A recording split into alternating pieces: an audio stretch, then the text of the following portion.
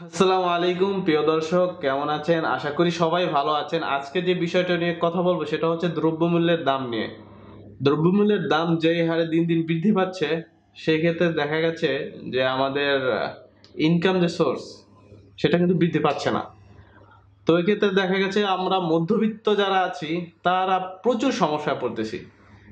দেখা গেলে বাজারে গেলে যাই এক চিন্তা করে দেখা গেছে গিয়ে দেখি যে না, অন্যরকম হয়ে যায় বাজার হচ্ছে দাম এত এত চারা দেখা গেছে একটা নিলে আরেকটা নিয়ে আসতে পারি না।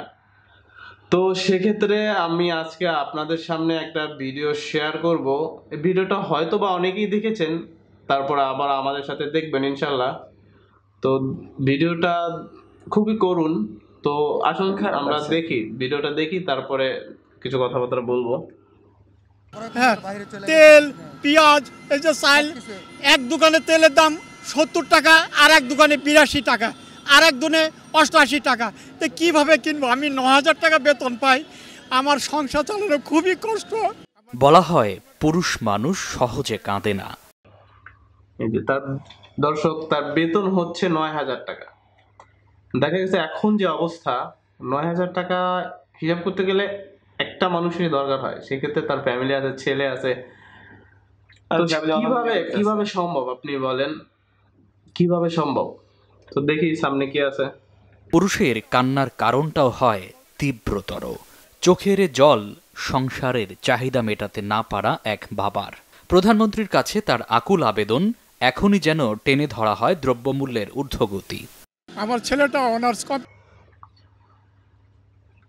তার হচ্ছে মাননীয় প্রধানমন্ত্রী, তার কাছে তার আবেদন যে দ্রব্যমূল্য যেন এখনই নিয়ন্ত্রণে আসে। সেটা শুধু তার না, আমরা যারা মধ্যবিত্ত আছি, বিশেষ করে মধ্যবিত্ত যারা আছে, আমাদের সবার আকুল আবেদন মাননীয় প্রধানমন্ত্রীর কাছে যে এখনই যেন এই বাজারটা এখনই নিয়ন্ত্রণ করা হয়।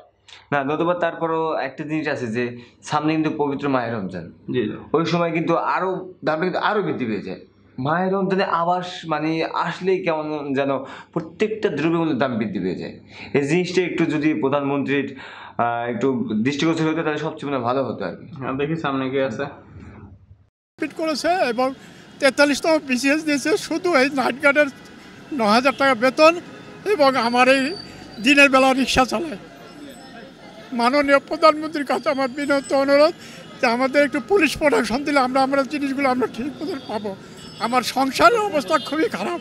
বেলা সে চাল নেবে টিসিবির, দর্শক, টিসিবি থেকে চাল নেবে প্লাস তেল, টিসিবিতে যা যা দেওয়া হয় আর কি, তাও পুলিশ প্রোটেকশন দিয়ে তারপরে নিতে হবে। তো কতটুকু এটা একটা কারণ আছে। পুলিশ প্রোটেকশন এই কারণে বলছে সম্ভবত যে দেখা গেছে যে কিছু কিছু ক্ষমতাধর লোক আছে যারা যখন তেল দেয় রুলস মেনটেন করে। যখন তেল দেয় দর্শক, তখন তো একটা লাইনে থাকে। তো কিছু কিছু লোক আছে যারা মনে করেন যে লাইন ওভারটেক করে তারা মানে নিয়ে যায়, ক্ষমতার জোর খাটায়। তো এইখানে দেখা যায় যে সেটাই বলছে আর কি, যদি একটু পুলিশ প্রোটেকশন দেওয়া যেত তাহলে মানে জিনিসটা খুব ভালো হতো আর কি। এখন একটা তপ্ত রোদে ভোর থেকে দাঁড়িয়েও দেখা মিলছে না কাঙ্ক্ষিত টিসিবির ট্রাকের। কোলের শিশুকে অন্যের জিম্মায় রেখে কিংবা অসুস্থ রোগীকে একা রেখেই অনেকে এসেছেন কম দামে পণ্য কিনতে। মহিলারা বাসায় রান্নাবান্না কিংবা পুরুষরা জরুরি কাজ রেখেই দাঁড়িয়েছেন লাইনে। পরিবারের সমস্যা, আর্থিক সমস্যা দেখে আমরা তেল নিতে আইছি, তেলের দাম বেশি দেখে। বাচ্চা রেখেছি, রান্না বান্না থুয়েছি, 9টার থেকে আইছি, এখন 5 ঘন্টা। রুগী আলাই বই রয়েছি 9টা বাজতে দিয়ে 2টা 1টা বাজে যায়, এরপর গাড়ি আয় না। এটি টাকা দিয়ে কিনে নেবো, তার জন্য সকাল থেকে বই রয়েছি। কেন তেলের কেজি 200 টাকা হবে?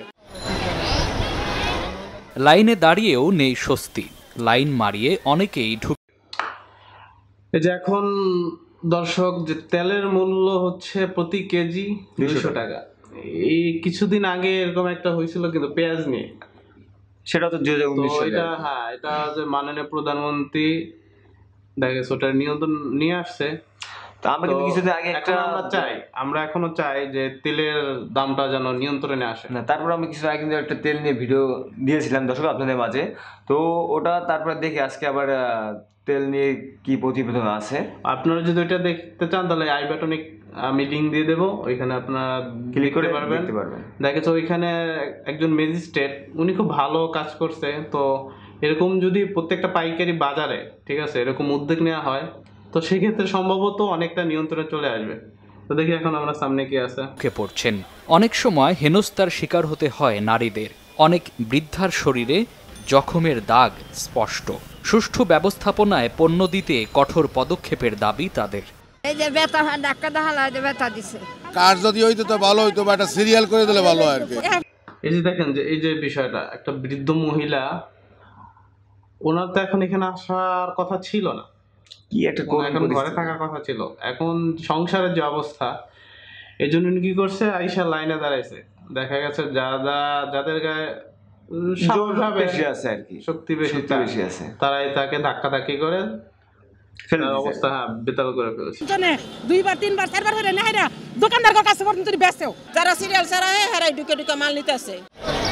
টিসিবি বলছে বারবার এটা হচ্ছে দর্শক, কিছু কিছু দোকানদার আছে যারা লাইনে দাঁড়িয়ে কম দামে কিনে ওটাকে আবার দোকানে এনে বেশি দামে বিক্রি করে।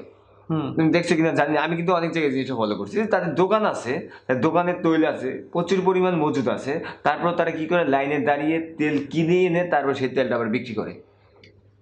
ব্যবসা। আইনশৃঙ্খলা বাহিনীর কাছে চিঠি দিয়েও হয়নি কোনো সুরাহা। জেলা পর্যায়ে কার্ড সিস্টেম করা গেলেও ঢাকায় তা সম্ভব নয় বলে জানান তিনি। না, আমাদের ডিলাররা বললে অনেক সময় আপনার লোকজন শুনে না, কারণ তারা ভিতরে লোক ঢুকে যেতে পারে, এই ভয়ে তারা গাদাগাদি করেই করে। এর জন্য আইন শৃঙ্খলা রক্ষাকারী বাহিনীর সহযোগিতা প্রয়োজন, সেজন্য আমরা চেয়েছি সহযোগিতা। এই বিষয়টা আপনি আইন শৃঙ্খলা রক্ষাকারী বাহিনী, বিশেষ করে আমাদের ডিএমপি কমিশনার স্যার বরাবর চিঠি দেওয়া হয়েছে, সেই চিঠিতে আলোকে তারা কী ব্যবস্থা নিয়েছেন তাদের কাছ থেকে একটু বিষয়টা জেনে নিতে পারেন। তবে টিসিবির পক্ষ থেকে কোনো ধরনের ঘাটতি নাই। প্রতিটি টাকে চিনি, ডাল, তেল ও পেঁয়াজ থাকে 500 থেকে 1000 কেজি। সর্বোচ্চ 2 কেজি করে প্রতি কেজি চিনি 55, ডাল 65, পেঁয়াজ 30 আর ভোজ্য তেল প্রতি লিটার কেনা যাচ্ছে 110 টাকা দরে। মামুন আব্দুল্লাহ, বাংলা ভিশন, ঢাকা। তো আমরা যে প্রথমে যেই লোকটাকে দেখলাম, যে একটা বাবার আর্তনাদ, যে তার বেতন হচ্ছে 9000 টাকা, কিন্তু তার সংসার খরচ কিন্তু অনেক।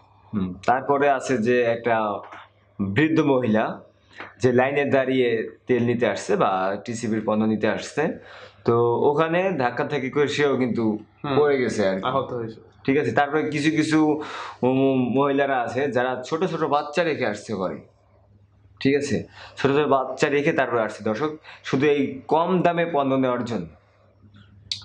তো দর্শক, আপনারা ভিডিওটি দেখলেন, আর বিশেষ করে আমি ধন্যবাদ জানাবো বাংলা ভিশনকে এত সুন্দর একটা প্রতিবেদন করার জন্য, আমাদের কাছে পৌঁছানোর জন্য। তো সবাই ভিডিওটি লাইক করবেন, শেয়ার করবেন এবং সাবস্ক্রাইব করবেন। তো দেখা হচ্ছে পরবর্তী কোনো ভিডিওতে আপনাদের সাথে। ততক্ষণ পর্যন্ত ভালো থাকবেন, সুস্থ থাকবেন। আল্লাহ হাফেজ। আল্লাহ হাফেজ।